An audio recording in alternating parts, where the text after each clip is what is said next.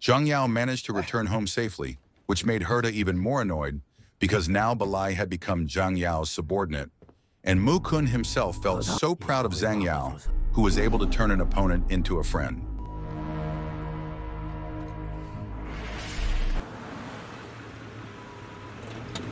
The scene shifts to Tandu, who turns out to be the nephew of the police chief, who is also in Mu Kun's illegal business circle.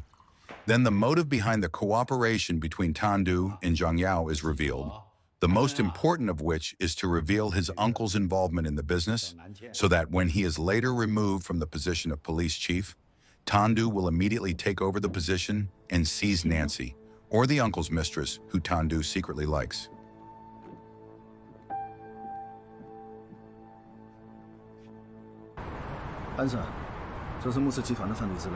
Not enough to just hand over the existing evidence of Mu Kun's crimes, Tandu also asked Zhang Yao to look for Mu Kun's personal safe, which contains hundreds of millions of dollars, along with important documents related to the people involved. Even Tandu personally wants a dispute between Mu Kun and his uncle to speed up the process of him stepping down from his position.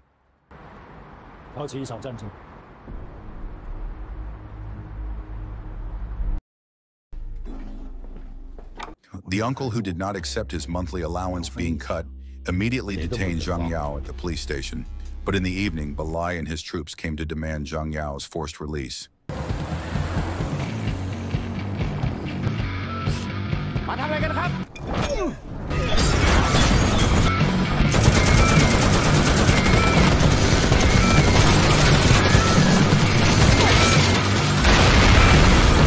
At the same time, the uncle who was complaining to Mu Kun about the new policy he had received was immediately shocked when the construction of the highway he was passing suddenly exploded like this.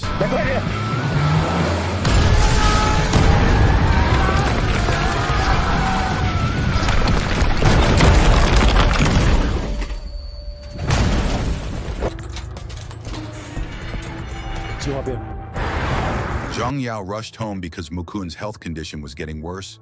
There, Mu Kun was honest about his old sins against his wife in Shawang and promised to atone for it by handing over the personal safe with the key, which turned out to be on the amulet necklace that Mu Kun had given him earlier.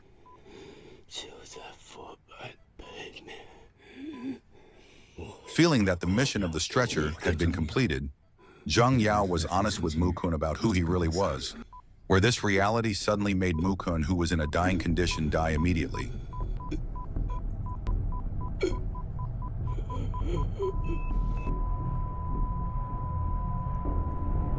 Witnessed by Mu Kun's closest people, the lawyer read Mu Kun's will regarding the transfer of all his assets to Shawang or Zhang Yao.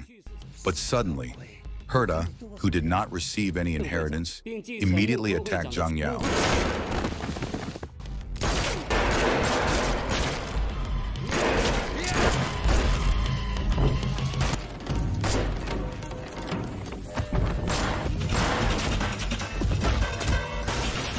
Fortunately, help came from Balai and also Tandu, where they worked together to paralyze Herta and his loyal followers.